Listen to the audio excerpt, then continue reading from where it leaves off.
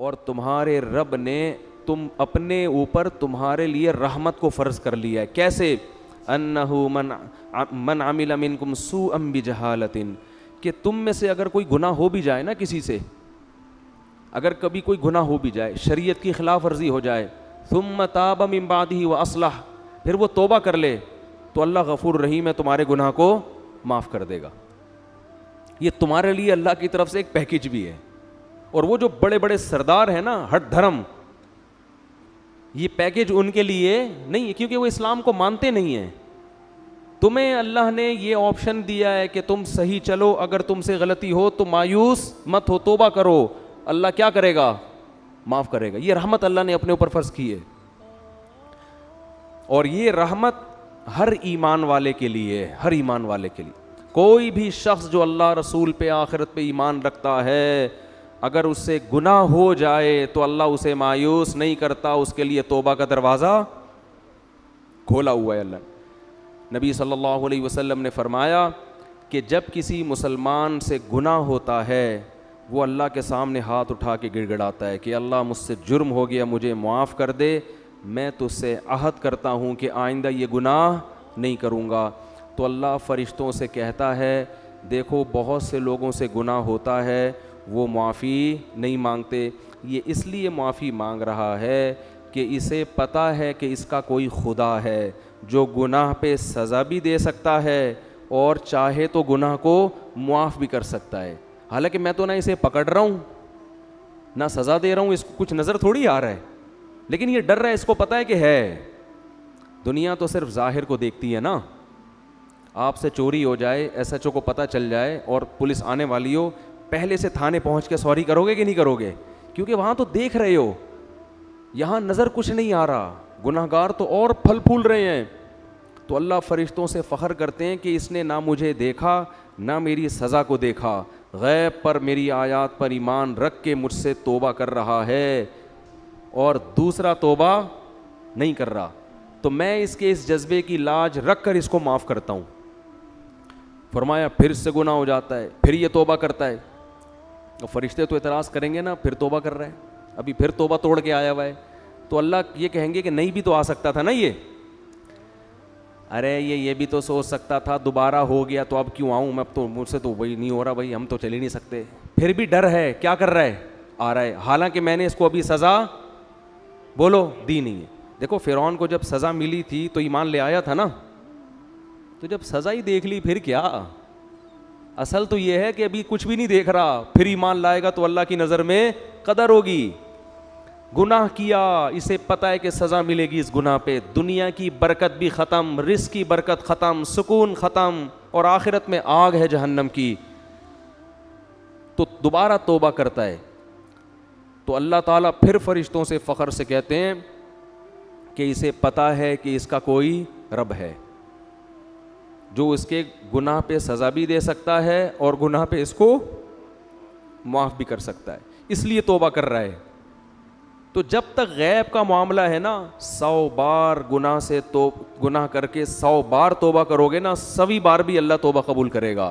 لیکن جس دن دیکھ لیا اس دن قرآن کہتا ہے کہ زمین آسمان کی دولت بھی دے دو گے, ما تقبل منہم, وہ دولت بھی اللہ قبول نہیں کرے گا. ابھی فری میں توبہ قبول کر رہا ہے, اس وقت ساری دنیا کی دولت بھی عذاب سے چھڑنے کے لیے دو گے, اللہ وہ قبول نہیں کرے گا. جیسے فرعون ڈوبنے سے پہلے اتنا بنی اسرائیل کو قتل کیا, اتنا لوگوں کو مارا, ہزاروں بچوں کا قاتل, موسیٰ علیہ السلام کو ستایا, پھر موسیٰ علیہ السلام بنی اسرائیل کو لے کے نکلے, ان کے پیچھے بھاگا, اور جب دیکھا کہ راستے بن گئے اور موسیٰ علیہ السلام نکل گئے, اتنا بڑا معجزہ دیکھ لیا کہ اب تو یقین آ جانا چاہیے تھا, اب میں کیا ہو جاؤں گا, برباد.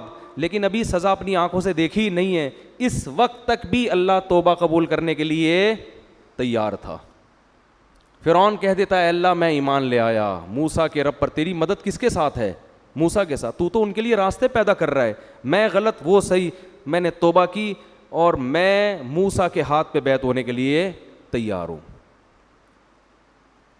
ڈوبنے سے 5 منٹ پہلے یہ کام کر لیتا, ہزاروں بچوں کا قتل اللہ کیا کرتے, بولو, معاف. یہ جو دعوے کیے تھے نا انا ربکم الاعلی، میں سب سے بڑا خدا ہوں، کتنا بڑا دعویٰ تھا، یہ جرم بھی معاف۔ حضرت موسیٰ کو جو کلیم اللہ کو ستایا، کتنے بڑے پیغمبر، موسیٰ کلیم اللہ کو ستایا، ان کی ماں کو ستایا، کیسا ظلم بربریت، اور بار بار معاہدے توڑے اللہ سے کیے ہوئے۔ جب عذاب آتا تھا نا فرعونیوں پر تو یہ موسیٰ علیہ السلام کے پاس جا کے کہتے اللہ سے کہو یہ عذاب ٹال دے، جیسے ہی عذاب ٹلے گا ہم ایمان لے آئیں گے۔ عذاب ٹلتا دوبارہ شرارتیں کرتے، 100 دفعہ ایگریمنٹ توڑ چکا تھا، قرآن کہتا ہے یہ۔ لیکن اس اسٹیپ پہ جا کے بھی اللہ اس کی توبہ بولو قبول کرتا، لیکن نہیں کی۔ جیسے ہی سمندر میں ڈوبنے لگائے تو فوراً کیا کہتے ہیں، آمنت انہ لا الہ الا الذی آمنت بہ بنو اسرائیل، کہتا ہے میں ایمان لے آیا، اور پہلے ضمیر شان لے کر آیا، انہو، کہتا ہے انہو، بات یہ ہے کہ، ٹھیک ہے نا، ذرا تسلی سے سنو تو صحیح، ایک دم نہیں کہا کہ میں لا الہ الا اللہ بس، نا نا نا، کہتے ہیں آمنت انہو، میں ایمان لایا اس بات پر کہ، ایک اور جگہ ضمیر شان آئی ہے کہ بات یہ ہے کہ، یعنی گویا فرشتوں سے کہہ رہے ایکچولی 2 منٹ میں، ایکسکیوز می 2 منٹ آپ سے بات کرنا چاہتا ہوں ذرا۔ ضمیر شان کا یہ مطلب ہوتا ہے پوری تفصیل کے ساتھ، بھائی کوئی کنفیوژن نہ ہو جائے فرشتوں کو کہ وہ یہ نہ سمجھے کہ پتہ نہیں کون سے مذہب پہ ایمان لا رہا ہے، تو کہہ رہے بات تو سنو، ایک دم تم تو بہت ہی جذباتی ہو گئے ہو بھائی، ڈبوئے جا رہے ہو، مجھے ڈبوئے جا رہے ہو، بات تو سنو۔